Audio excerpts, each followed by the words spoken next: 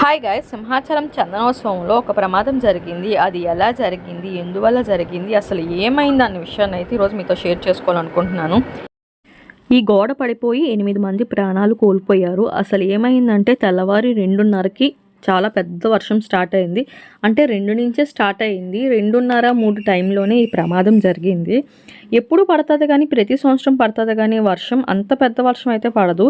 దేవుడి మహిమ వల్ల ఎవరికి ఇబ్బంది కలగకుండా ఏదో చిన్న వర్షం అయితే పడుతుంది. కానీ అలాంటిది ఈ సంవత్సరం అయితే చాలా పెద్ద వర్షం పడ్డది. ఈ వర్షం పడే టైంలోనే ఈ ప్రమాదం కూడా జరిగింది. ఈ 2:30, 3 మధ్యలోనే కరెంట్ పోయిన తర్వాత ఈ గోడ అయితే సౌండ్ వచ్చింది టపేలమని. ఆ సౌండ్ రావడమే ఇక్కడ ఉన్న వాళ్ళు అయితే వెళ్ళి చూసేసరికి గోడ అయితే పడిపోయింది. ఆ టైంలోనే పెద్ద వర్షం పడుతుంది. కింద చూసేసరికి గోడ పడిపోయింది కానీ మనుషులు అది కనిపించలేదు. ఎందుకంటే వాళ్ళందరూ కిందనున్నారు. సో కిందను కూడుకుపోయారు ఆ గోడ కిందకి. ఆ గోడ కింద పడిపోయి ఇంకా ఎంతమంది ఏమయ్యారో అనేది తెలియలేదు. చాలాసేపు అయితే చెక్ చేస్తే వాళ్ళకి 3 అవర్స్ పట్టింది లోపల నుంచి బాడీలు తీయనందుకు. సో 8 మంది అయితే చనిపోయారు. ఆ గోడ అనేది ఎప్పుడు కట్టారో ఏంటో అన్నది మనకి తెలీదు. కానీ గోడ వెయిట్ అయితే చాలా పెద్ద రాళ్ళతో ఉంది. ఆ గోడ అనేది ఆ హెవీ గోడ వల్ల వాళ్ళు ఇలా సైడ్కి పడిపోవడం వల్ల వాళ్ళందరూ కూడా మరణించారు.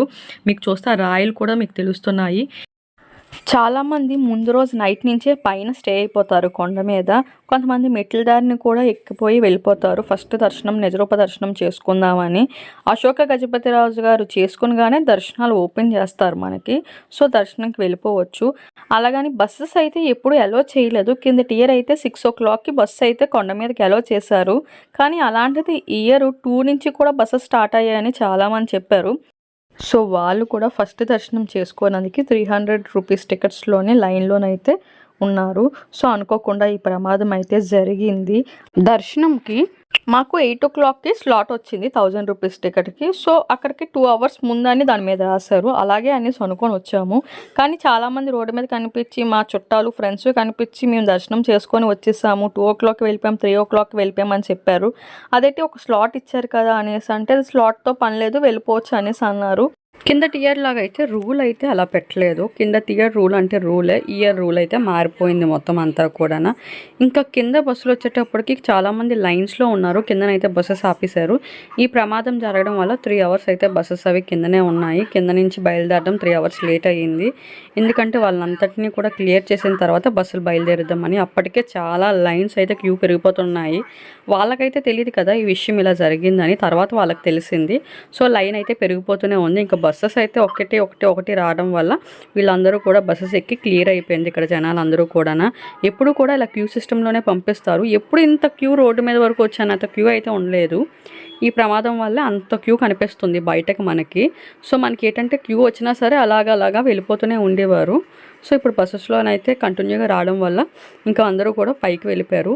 ఇంక ఇక్కడ 1000 రూపీస్ 1500 రూపీస్ దర్శనం వాళ్ళకి ఇక్కడ క్యూ కట్టించారు.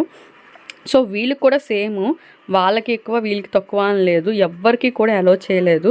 సో వీళ్ళకి కూడా 3 hours లేట్ బస్సెస్ రావడము.